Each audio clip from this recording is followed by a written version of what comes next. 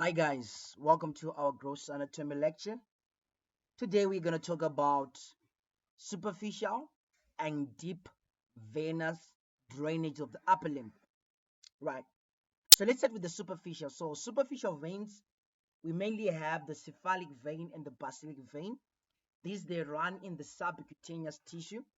And then the deep veins are all called vena commutantes because they will be actually in pairs and traveling along with the deep blood arteries, as you're gonna see. Right. So the superficial veins they begin from what you call the dorsal venous arc of the hand. So you have laterally, you're going to have the dorsal venous arc draining into the cephalic vein. So let's take a look at the course of the cephalic vein. So from the dorsal venous arc, we have the continuation laterally of the cephalic vein, and then it enters the anatomical snuff box here.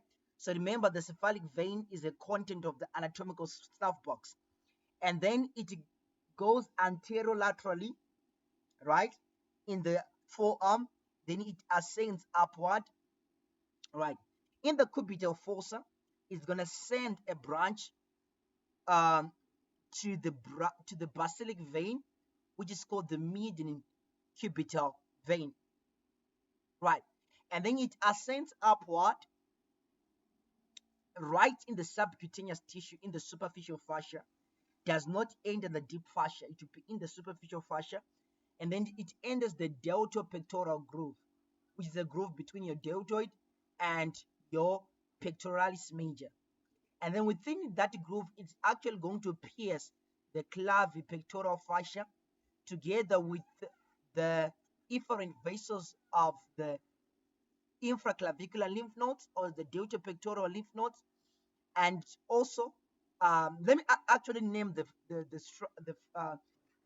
structures that pierce the clavipectoral fascia in the deltopectoral triangle. One, you have the cephalic vein itself as it drains into the axillary vein. So the cephalic vein will actually pierce the clavipectoral fascia anterior to the first part of the axillary artery, and then it pierces the and drain into the axillary vein. Take note, the angle between the cephalic vein and the axillary vein is a 90-degree angle. So it pierces a 90-degree at a 90-degree angle to the axillary vein.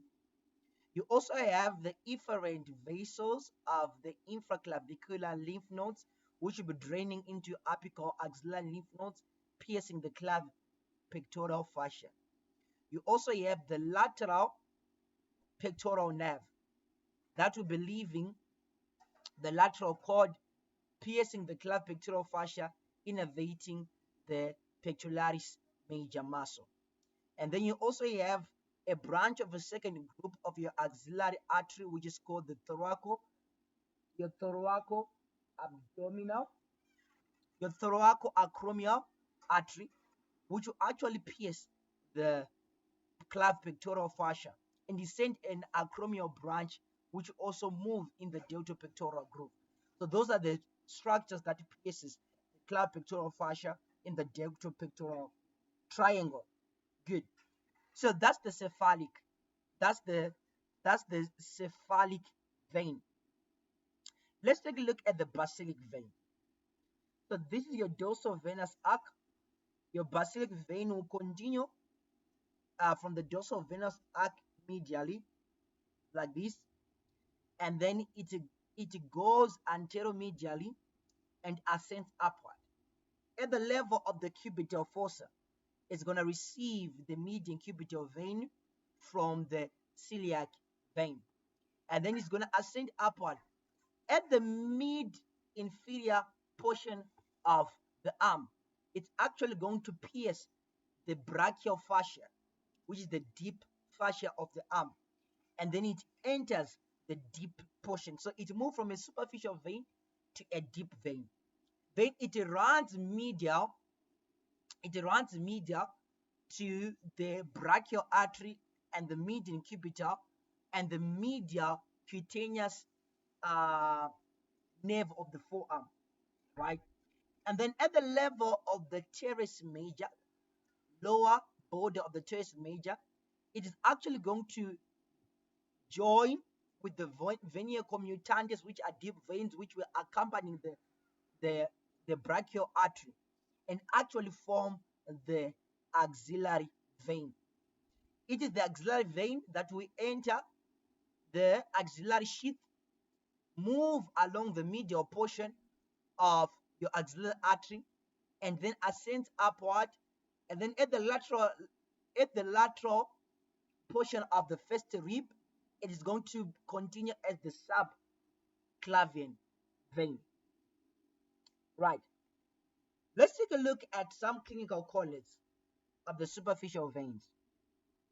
So, the superficial veins of the upper limb, they are important veins for what you call venipuncture and blood transfusion because of the position of the cubital fossa.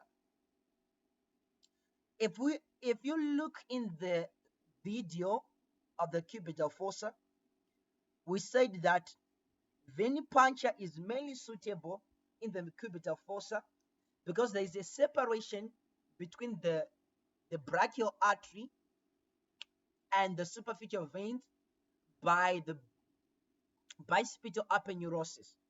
So therefore, it is safe to do venipuncture in the superficial veins of your cubital fossa. So we have what we call the median cubital vein. So the median cubital vein is a vein that is mainly used for venipuncture and intravenous injection. Right. So I gave you the reason, right? Because that there is the bicipital groove below. So injections that are entering the median cubital vein will less likely to pierce your brachial artery. And then we also have um, another important clinical correlates, which we say catheterization. So I want you to take note of this.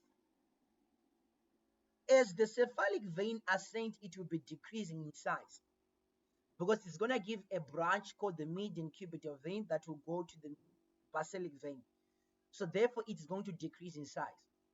So it is not suitable for catheterization. Good. And another point to take note is that at this position where the cephalic vein drains the axillary vein, it drains at an 8 and 90-degree angle, which makes it not suitable for catheterization. Good. Right. The basilic vein now, as it ascends up the upper limb, it's actually going to receive numerous tributaries, including the median cubital vein and even the deep vein of the upper limb, causing it to increase in size as you move upward. And actually, at the lower border of the teres major, it continues as the axillary vein, which makes it suitable for catheterization. Thank you so much, guys, for listening carefully to this video. See you next time.